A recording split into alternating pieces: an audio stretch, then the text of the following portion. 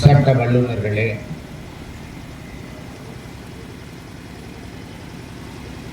பொதுவாக சட்டக்கல்லூரி மாணவர்கள் தொடர்ந்து ஐயாவினுடைய குரு பூஜைக்கு முதல் நாள் உங்கள் பூஜையை ஆரம்பித்து விடுவீர்கள் என்பதை நினைக்கின்ற பொழுது உண்மையிலேயே மகிழ்ச்சியாக இருக்கிறது. சமீப காலமாக அரசியலும் ஆன்மீகமும் எந்த அளவிற்கு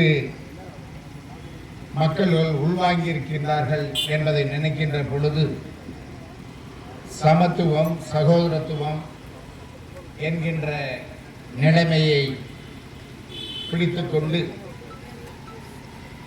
சமூக நீதியை வலியுறுத்தி அரசியல்வாதிகளும் சரி, இயக்கம் நடத்துபவர்களும் சரி, சமுதாயத்தினுடைய குரலாக ஓங்கி ஒலித்துக் கொண்டிருப்பவர்கள் சிந்தித்து செயல்படுகின்ற நிலையை உருவாக்கி இருக்கின்றார்கள் என்று சொன்னால் அது ஒரு அரசியல் மாற்றம் மட்டுமல்ல, சமூகத்தினுடைய மாற்றம் என்பதை தெள்ளத் தெளிவாக உணர்வீர்கள் என்பதை நான் நன்கு அறிகின்றேன். வருங்கால நவீன இந்தியாவை உருவாக்கின்ற சிற்பியாக இந்த மாணவ செல்வங்கள் இருக்கின்றார்கள் என்று சொன்னால் நாமெல்லாம் பெருமைப்பட வேண்டும். இன்று ஒரு 80-83 வாக்களை நாங்கள் வக்கோட் காலேஜிலையும் என்னுடைய சகோதரர்கள் வழக்கறிஞர்களாக இருக்கின்றவர்கள், நீதிபதியாக இருக்கின்றவர்கள் இந்த சட்டக்கல்லூரியிலே பயின்ற பொழுது 2 கல்லூரிகளுக்கும் மோதல் வரும். என்ன மோதல் வரும் என்று சொன்னால், அங்கே 3A 3C அப்படின்னு 2 பஸ்ஸு அங்கேருந்து வரும். எங்கள் பெரியார்லேருந்து அப்படியே அண்ணா பஸ் ஸ்டாண்ட் வழியாக வக்கோட் காலேஜ் வந்து அப்படியே இப்படி வந்து இது வரலையும் போகும், நீதிமன்றம் வரலையும். 2 மாணவர்களும் அடித்துக் கொள்வார்கள். சாதியின் பெயரால் அடித்துக் கொள்வார்கள், மதத்தின் பெயரால் அடித்துக் கொள்வார்கள். ஆனால் தற்பொழுது அந்த நிலைமை மாறிவிட்டது. மாணவர்கள் இயக்கங்களாக இருந்தாலும் இன்று மாணவ செல்வங்கள் ஒருவருக்கொருவர் ஒற்றுமையாக, ஒருவருக்கொரு தன்னை விட்டுக் கொடுத்து வருகின்ற காலம் நம்முடைய காலம் என்பதை நினைத்து அவர்கள் இணக்கமான சூழ்நிலையை உருவாக்கி கொண்டிருக்கிறார்கள் என்பதை நினைக்கின்ற பொழுது வருங்கால சமுதாயம் உண்மையிலேயே பெருமையடையும், வளர்ச்சி அடையும். உங்களுடைய வளர்ச்சி உங்களுடைய ஊரினுடைய வளர்ச்சி, உங்களுடைய வளர்ச்சி உங்களுடைய குடும்பத்தின் வளர்ச்சி, நாட்டினுடைய வளர்ச்சி, தேசத்தினுடைய வளர்ச்சி என்பதை நினைவில் கொண்டு இந்த மாணவ செல்வங்கள் ஒருவருக்கு ஒருவர் விட்டுக் கொடுத்து தனக்கு என்கின்ற ஒரு கொள்கையை கொண்டு பிறசாதி நட்பு சுயசாதி பற்று என்கின்ற இலக்கினை மல்லர் சேனை எப்படி வழிநடத்துகிறதோ அதுபோல நீங்களெல்லாம் இருக்கின்றீர்கள் என்பதை நினைக்கின்ற பொழுது எனக்கு பெரும் மகிழ்ச்சியாக இருக்கின்றது. ஒரு தலைவன் என்பவன் பிறருக்கு முன்மாதிரியாக இருக்க வேண்டும். எப்படி முன்மாதிரியாக இருக்க வேண்டும்? தனி மனித ஒழுக்கம், பிறருடைய வளர்ச்சி, அவர்களுடைய வளர்ச்சியில் நம்முடைய பங்கு, நம்மளுக்கு கிடைக்கின்ற ஒவ்வொரு வாய்ப்புகளும் பிறருக்கும் கிடைக்க வேண்டும் என்கின்ற எண்ணத்தின் அடிப்படையிலே ஒருவருக்கு ஒரு விட்டுக் கொடுத்து வாழ்ந்தாலும், பிறரை வாழ்த்துவது மட்டுமல்ல, பிறரை உயர்த்தி தானும் உயர வேண்டும் என்கிற எண்ணத்தின் அடிப்படையிலே நீங்கள் செயல்படுவீர்களேயானால் அதுதான் ஒரு தலைமைத்துவ பண்புக்கு அடையாளமாக இருக்கிறது. தனி மனித ஒழுக்கமாக இருக்க வேண்டும். பிறரை வழிநடத்துகின்றவர்கள் சரியான முறையிலே வியூகம் அமைத்து அந்த வியூகத்தின் அடிப்படையிலே நீங்கள் செயல்படுகின்ற பொழுதுதான் ஒரு நாடு வளர்ச்சி அடையும், சமூகம் வளர்ச்சி அடையும், சாதி வளர்ச்சி அடையும். இப்படி சாதி மதத்திற்கு அப்பாற்பட்டு ஒரு தேசிய தலைவர்களை எல்லாம் ஒரு சாதிய தலைவர்களாக கூண்டுகள் அழைத்துக் கொண்டிருக்கின்றவர்களை இன்று சுதந்திரமாக செயல்பட விடாமல் ஆக்கியது இந்த காவல்துறை. ஏன் காவல்துறை செய்தார்கள் என்று சொன்னால், வன்முறையை கட்டமைத்துக் கொள்வார்கள், இவர்கள் அந்த சாதியினர் அடிப்பார்கள், அவர்கள் இவர்களை அடிப்பார்கள். ஆகவே இன்று சாதிய பிரச்சனை குடியாளும், சிலையாளும், இன்று மொழியாளும் இப்படியெல்லாம் வந்துவிட்டது என்கின்ற அடிப்படையிலே அந்த சாதி தலைவர்களுக்கு ஒரு கூட்டை அமைத்தார்கள். இன்று சுதந்திரமாக போய் அவர்களுக்கு மாலையிட முடியவில்லை. காவல்துறையிடம் பெர்மிஷன் வாங்க வேண்டும். ஆனால் காவல்துறையிடம் பெர்மிஷன் வாங்கினா 7-8 கேள்வி கேட்பான். இன்று பஸ் வேணும். இமானுவேல் சேரனையாவுடைய குருபூஜைக்கு இன்று 68வது குருபூஜை நடக்கின்றது. 68வது குருபூஜைக்கு நான் செல்ல வேண்டும் என்று சொன்னால் அந்த பகுதியில் இருக்கின்றவர்கள் எத்தனை வாகனங்கள் செல்கின்றார்கள், எத்தனை வாகனங்கள்ல இத்தனை பேர் செல்கின்றனர் என்று முதல்ல பார்த்தீங்கன்னா யாரு வேணாலும் போகலாம், எப்படி வேணாலும் போயிட்டு வரலாம். ஆனா அன்று பார்த்தோமாக்கு எனக்கு பின்னாடி இத்தனை கூட்டம் இருக்கு, இத்தனை பேர் வர்றான் அப்படின்னு சொல்லிட்டு டாக்ஸியில கூட ஒரு 100 வண்டியில போனோம், 150 வண்டியில போனோம், 200 வண்டியில போனோம்னு கணக்கு சொல்லுவான். ஆனா கொள்கையும் இருக்காது, கோட்பாடும் இருக்காது. அதை வரைமுறைப்படுத்தியது காவல்துறை. அது வரைமுறைப்படுத்தியது என்பது அவர்களுக்கு தெரியும். ஆனால் கட்டுப்பாடுகள் என்ற பெயரில் நம்முடைய வளர்ச்சியை தடுத்தார்கள் என்பதுதான் நிதர்சன உண்மை. எங்கும் எழுச்சி கூடாது. இந்த சமூகம் எத்தனையோ அரசியல் கட்சிகள் இருக்கும், எத்தனையோ தலைவர்களுக்கெல்லாம் பிறந்த நாள் வரும், இறந்த நாள் வரும், அதற்கெல்லாம் கட்டுப்பாடு இருக்காது. ஆனால் தேவேந்திரகுல வேளாளர் சமுதாயத்தை சேர்ந்தவர்களுக்கான ஒரு பங்களிப்பை நாங்கள் நடத்துவோம் அல்லது செயல்படுத்துவோம் என்று சொன்னால் அங்குதான் அடக்குமுறையும் கட்டுப்பாடும் இருக்கும். நிதர்சன உண்மையா இல்லையா என்பதை நான் உங்களுடைய எண்ணத்திற்கு விட்டு விடுகிறேன். ஏனென்று சொன்னால் இன்று இமானுவேல் சேரனுடைய 100ஆண்டு விழா முடிந்து 101வது ஆண்டு விழா நடத்தி கொண்டிருக்கின்ற இந்த காலகட்டத்தில் இந்த அரசுகள் ஆளுகின்ற ஆண்டு அரசுகள் எங்களை திட்டமிட்டு வன்முறைக்கு கட்டமைத்து விட்டு அவர்களை எல்லாம் மோதவிட்டு வேடிக்கை பார்த்தால்தான் அது திராவிட மாடலுடைய உண்மை சொரூபம் என்பது நிதர்சன உண்மையாகும். ஏன்னா அவங்களுக்கு அதை விட்டு தெரியாது. ஏன் தெரியாது என்று சொன்னால் 2 சாதியையும் மோதவிடும். வடக்கே வன்னியனும் பறையனும் அடித்துக் கொள்ள வேண்டும், தெற்கே தேவேந்திரனும் பள்ளனும் அடித்துக் கொள்ள வேண்டும். கள்ளனும் பள்ளனும் அடித்துக் கொண்டால் இவர்களுடைய எண்ணங்கள் நிறைவேறிவிடும்.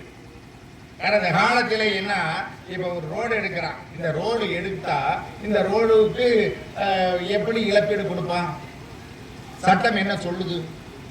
இந்த எஸ்சியுடைய இடத்தை எடுத்தால் அந்த எஸ்சிக்கு 1க்கு 2 மடங்கு நிவாரணம் கொடுக்கணும், அதற்கு மாற்று இடம் கொடுக்கணும், அதற்கு இவர்களுக்கு தேவையான மற்ற விசேஷங்களை எல்லாம் இந்த அரசு செய்து கொடுக்க வேண்டும்.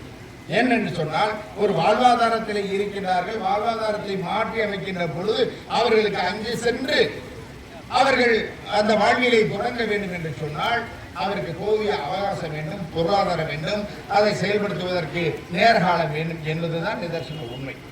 ஆனால் இதுதான் உண்மை. இப்ப நடந்துகிட்டு இருக்கு. இப்ப ஹைவேஸ்க்கு எடுக்கிறா, அது மாதிரி இருக்கிறான். இப்ப விமான நிலையத்துக்கு எடுக்கிறாங்க அப்படின்னு சொன்னா விமான நிலையம் மத்திய அரசுடைய கட்டுப்பாடு இருக்கு, எங்கெங்க எல்லாம் நீ வைக்கணும் அப்படின்னு சொல்லி கேட்டா அதுக்கு போராடும். இப்ப பரந்தூர் விமான நிலையத்திற்கு பாத்தீங்கன்னா இத்தனை வருட காலமாக போராடி கொண்டு இருக்கின்றார்கள். அங்கிருக்கு இடம் வேண்டும். யாரு? செல்வந்தர்கள் இறங்கி ஏறி போவதற்கு வேண்டும், தொழில் வளம் பெருக வேண்டும். இதுக்கெல்லாம் நீங்க ஓகே சரி. ஆனால் அந்த பரந்தூர் விமான நிலையம் இருக்கின்ற 2000 ஏக்கருக்கு மேலே இருக்கின்ற இதை கொண்டு வரும் சொன்னா அங்க என்ன நினைக்கிறேன்? விவசாயம் நிலங்கள் கையகப்படுத்தக்கூடாது, இது எங்களுடைய வாழ்வாதார பிரச்சனை, வாழ்வியல் பிரச்சனை, இப்படி வாழ்வியலை எல்லாம் முன்னோக்கி அழுத்து இங்க இது வைக்கணும்னு சொன்னா நாங்க எப்படி ஏத்துக்கிறோம் சொல்லி போறோம். கடந்த ஒரு 6 மாதங்களுக்கு முன்பாக மதுரை விமான நிலையத்தில் விரிவாக்கத்திற்காக சின்ன உலகப்புல மிகப்பெரிய போராட்டங்கள் நடத்தணும். ஆனால் அரசு பணிந்தது. என் இன மக்களுக்கு கிடைக்க வேண்டிய உரிமைகள் மறுக்கப்படுகின்றது. எங்களுடைய வாழ்வியலை நீங்கள் தவிடுபடி ஆக்கிவிட்டு வேற ஒரு நீங்க கொடுப்பீர்கள் என்று சொன்னால் நாங்கள் எப்படி ஏற்றுக்கொள்வது? போராட்டமே வாழ்க்கையாக இந்த தேவேந்திரகுல வேளாளர் சமுதாயத்தை சேர்ந்த மாணவர்கள் இருந்து இளைஞர்கள் இருந்து பெரிய பெரிய 60 வயசு 90 வயசு கிழவன் வரை போராடிக்கிட்டே இருப்பான். 365 நாளும் போராட்டம் தான். அது எப்படா நிம்மதியா வாழ முடியும்? நம்ம வாழ்ந்தால்தான் அல்லது நாம் ஆண்டால்தான் மற்றவர்கள் சுபீட்சமாக ஆட முடியும். அப்ப நாம் வாழணும் என்று சொன்னால் நம்மளை சேர்ந்தவர்கள் ஆள வேண்டும் என்கின்ற நிலைமையை இந்த ஆதிக்க சாதியினரோ அல்லது இந்த அரசோ ஆளுகின்ற அரசோ திட்டமிட்டு வன்முறையை தூண்டிவிட்டு கலவரத்தை உருவாக்கி குளிராய்ந்து கொண்டிருக்கிறார்கள். அதைத்தான் நாம் சிந்தித்து பார்க்கிறோம். என்னை பொறுத்தவரை மாற்று சமுதாயத்தில் இருக்கின்ற அத்தனை தலைவர்களும் நம்மிடம் நெருங்கி பழகி கொண்டிருக்கின்றார்கள். என் சமுதாயத்துக்காக எனக்காக கேட்பதை விட என்னுடைய சமுதாயத்துக்காக கிடைக்க வேண்டிய அத்தனை உரிமைகளை எல்லாம் தட்டி பறிக்கின்ற சூழலை இந்த அரசு ஏற்படுத்துகிறது. அந்த அவர்களிடம் நாம் கேட்க வேண்டிய சூழ்நிலைகள் இருக்கின்றது. இதை விட்டுக் கொடுங்க, இது என்னுடைய சமுதாயத்தினுடைய சொத்துக்கள், இது எங்களுடைய மண் உரிமை, எங்களுடைய உரிமைக்காக நாங்கள் போராடுகின்றோம், எங்களுக்கு கிடைக்க வேண்டிய உரிமைகள் நீங்க மறுக்கிறீங்க. அது காலத்துக்கு காலம் மாறுபடுது, இடத்துக்கு இடம் மாறுபடுது. அப்படியெல்லாம் மாறுபடுகின்ற நேரத்தில் நாம் என்ன செய்ய வேண்டும் என்பதை நீங்கள் தான் எங்களுக்கு சொல்ல வேண்டும் என்பதை நாங்கள் ஆழமான கருத்தாக நாங்கள் பகிர்ந்து கொண்டிருக்கின்றோம். சமீபத்தில் கூட பார்த்தீங்கன்னா அந்த சின்ன உடம்பு பிரச்சனைக்கு நாங்கள் போராடி வருகின்ற பொழுது நாம் போராட்டத்தை முடித்துவிடவில்லை, தற்காலிகமாக ஒத்திவைக்கப்பட்டது. மாவட்ட ஆட்சியாளரோ மத்திய அரசோ மாநில அரசோ அதை கிடப்பில் போட்டிருக்கின்றார். ஆனால் எங்களுடைய இடம், எங்களுடைய சொந்தம், எங்களுடைய வாழ்வியல், அதற்காக போராடி கொண்டிருக்கின்றோம். சமீபத்தில் முன்னாள் முதலமைச்சர் இங்கெல்லாம் விட்டுப்பட்டு எங்க போய் சொல்றாரு தெரியுங்களா? அங்க போய் ஆத்தூர்ல போய் சொல்றாரு எடப்பாடியார் அவர்கள் என்ன சொல்றாங்க தெரியுங்களா? மதுரைக்கு இன்னாருடைய பெயரை வைக்க வேண்டும் என்று சொன்னார். ஒரு நல்ல அரசியல்வாதி, நல்ல சிந்தனையாளன், என்ன ஒரு இரண்டு இணக்கமான சூழ்நிலை உருவாக்கி கொண்டிருக்கின்ற நேரத்தில் எங்களுடைய திருமாரஞ்சியும் சோலை பழனிவேல்ராஜனும் இணக்கமாக இருக்கின்றார்கள். இங்கே ஆதிநாராயண தேவரும் சோலை பழனிவேல்ராஜனும் இணக்கமாக இருக்கின்றார்கள். இங்கே கவிக்குமாரும் சோலை பழனிவேல்ராஜனும் நெருக்கமாக இருக்கின்றார்கள். அங்கே முருகன் செய்யும் கதிரவனும் சோலைக்கு நெருக்கமாக இருக்கிறாங்க. இங்கே பிள்ளைமார் சங்கருக்கு இப்ப கூட செட்டியார் பிரசன்னா பேசினாரு. இப்படி எல்லா சாதிகளோடும் நாங்கள் இணக்கமாக இருக்கின்றோம். ஏனென்று சொன்னால் எங்களுக்கு புரிந்தது உங்களுடைய அரசியல் சித்தாந்த வேலைகள், அந்த சித்து வேலையை எங்களுக்கு எடுக்கிறார்கள். நாங்கள் இணக்கமாக செல்வதற்கு நாங்கள் சரியாக இருக்கின்றோம். எங்களுக்கு எந்த விதமான மாற்று கருத்துக்கும் இடமில்லை. எங்களுக்கு வேதனை இல்லை, வெட்கம் இல்லை, இதை பற்றி கவலை இல்லை. நாங்கள் சமுதாயத்தில் எல்லா பேரும் ஒன்றாக இருக்க வேண்டும், வருகின்ற சமுதாயம் நன்றபடியாக இருக்க வேண்டும், எங்களுக்கு பொருளாதாரத்தை நாங்கள் முன்னேற வேண்டும், அரசு பதவியில் நாங்கள் உட்கார வேண்டும் என்பதுதான் எங்களுடைய கோரிக்கையாக நினைத்து அதற்கான முன்னெடுப்பை எடுத்துக் கொண்டிருக்கின்றோம். இந்த சட்டக்கல்லூரி மாணவர்கள் எல்லாம் இன்று 68வது குரு பூஜையை கொண்டாடி கொண்டிருக்கிறார்கள் என்று சொன்னால் அவர் செய்த தியாகத்தை எண்ணி பார்க்க வேண்டும். 1957 அவர் கேட்டாரு, அவர் மேல கால் போட்டு உட்கார்ந்தாரு, அதை இப்படி பேசினார். இதெல்லாம் திட்டமிட்ட சொல்லுகின்ற ஒரு பொய்யான தகவல். அவர் யாருக்காக பாடுபட்டார்? இந்த டிப்ரெஷனாக இருக்கின்ற இந்த மக்களுக்காக குரல் கொடுத்தார். இந்த மக்களுக்காக குரல் கொடுத்த போது அவரிடம் நல்ல பேர் வாங்க வேண்டும் என்று சில தலைவர்கள் திட்டமிட்டு அந்த வன்முறையை கட்டவிழ்த்து விட்டார்கள். அப்ப ஆண்ட கட்சி என்ன செய்தது? காமராஜரை தூண்டிவிட்டு இந்த காங்கிரஸ்காரன் இன்னைக்கு அதோட தொடங்கான். அதுக்கு பின்னால காங்கிரஸ் நிலத்தி பார்க்க முடியல இல்லையா? இன்னைக்கு மத்திய அரசு பாஜக இருக்குது. எங்களுடைய உண்மை வரலாறு தெரியும். இவர்கள் தான் இந்த சமுதாயத்தினுடைய இந்த மண்ணின் மைந்தர்கள் என்பதை ஊருக்கு வெளிச்சம் போட்டு காமித்தார்கள். நாங்கள் கேட்ட 7 உட்பிரிவுகளை ஒன்றாக இணைத்து தேவேந்திர வேளாளர்களை என்று அறிவிங்கள் என்று நாங்கள் கேட்ட பொழுது அதற்கு செவி சாய்த்து நான் நரேந்திரன், நீங்கள் தேவேந்திரன் என்று எங்களுக்கு ஆதரவு கரம் நீட்டினார்கள். ஆனால் அதே தேர்தலில் இருக்கின்ற பொழுது இந்த மாநிலத்தினுடைய பாஜகவுடைய தலைவராக இருந்த எல் முருகன் அவர்கள் இந்த சட்டமன்ற தேர்தலில் 20 தொகுதி ஒதுக்கி ஒரு தொகுதி கூட தேவேந்திர குல வேளாளர்களுக்கு கொடுக்கவில்லை என்பதுதான் வரலாற்றின் உண்மை. அதை புரிந்து கொள்ள வேண்டும். நாங்கள் சமூகம் சார்ந்து இயக்கம் நடத்துகின்றவர்கள், சமூகத்துக்காக பங்களிப்பவர்கள், நீங்களாம் எந்தெந்த கட்சியில் பயணித்தாலும் எங்களுக்கு ஆட்சேபனை இல்லை. ஆனால் இனமாக ஒன்று சேர்கின்ற பொழுது அனைத்து மாணவ செல்வங்களும் சரி, அடுத்த சமுதாயமும் சரி, கட்சி வேறு சமுதாயம் வேறு என்பதை என்று நீங்கள் உணர்கிறீர்கள், அன்றுதான் நீங்கள் அரசியலிலே கோலோச்ச முடியும்.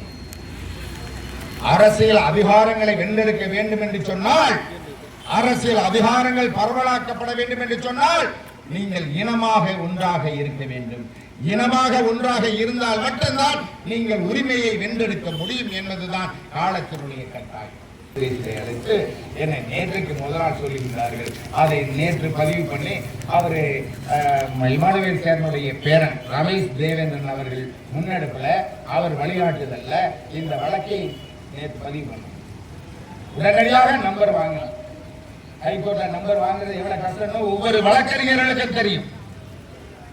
அதுலயும் உள்ளே சென்று எப்படி நேற்று நம்பர் வாங்கி காலையில 9:10 நாங்கள் மென்ஷன் பண்ணி அதை கொண்டு வந்தோம். உடனடியாக ஜிபியை கூப்பிட்டு நிதி அரசி சொன்னாங்க, என்னங்க 11th ஹவர்ஸ்ல வந்திருக்கிறீங்க அப்படின்னு. செய்வாங்கன்னு நாங்க இன்னைக்கு வரை சுதந்திரம் கிடைச்சிருச்சுன்னு வெளியில பேசுறாலும் கூட எங்களுக்கு கிடைக்கவில்லையம்மா. எங்களுக்கு கிடைக்க உரிமைகள் மறுக்கப்படுகின்றது. ஆகவேதான் கடைசி நேரத்தில் கூட நாங்க கேட்கின்றோம். வேறு ஒன்றும் கேட்கல. அங்க 20 லட்சம் பேர் கூடுறான், சாப்பாடு உணவை மூடிடுறான், அங்க தங்குற லாட்ஜ மூடிடுறான் காவல்துறை. அங்கு வருகின்ற போக்குவரத்தை தடை செய்யப்பட்டது. அரசு பஸ்கள் இயங்கி வரும் என்று சொன்னால் அரசு பஸ் கொடுப்பாரு இல்லை. வேற அதாவது விருதுநகர் மாவட்டத்தில் போன வருஷம் கொடுத்தாங்களே இந்த தடவை இல்லைன்றான். கோயம்புத்தூர்ல கேட்டாங்க இல்லைன்றான். உடனே அவர் சொன்ன பின்னால இதெல்லாம் நம்ம உதவி கொண்டு வரோம். அந்த பஸ் வசதிக்கு ஏற்பாடு பண்ணணும். தண்ணி வசதி இல்லை, தங்குறதுக்கு இது இல்லை. அப்புறம் அதே மாதிரி மொபைல் டாய்லெட் இல்லை. ரொம்ப கஷ்டம். 20 லட்சம் பேர் கூடுற கூட்டத்துக்கு அரசு எதையா செஞ்சிருக்கேன்னா நாங்க செஞ்சோம் சொல்றோம். அதைத்தான் எடுத்து சொன்னோம். கடைசியில் பார்த்தா இதுலையும் பாருங்க, இந்தந்த வழிகள்ல இதெல்லாம் தேவை அப்படின்னு சொல்லும் போது பாத்தீங்கன்னா அவர் பேர்ல நாங்க ஒன்றுக்கு இது போட முடியல. அவர் மதுரை டு சூரிய ஸ்டேஷனுக்குள்ள இருக்கணும்ட்டாங்க.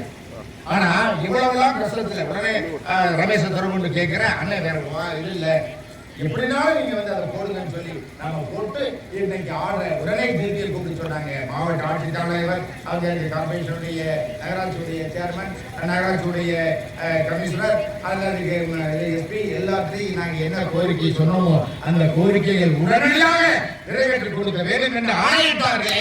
அதுதான் சட்ட போற. இன்று வரை நாம் அடுத்தவனை கேட்டுக்கிட்டு இருக்க சூழ்நிலையில் இருக்கிறோம்.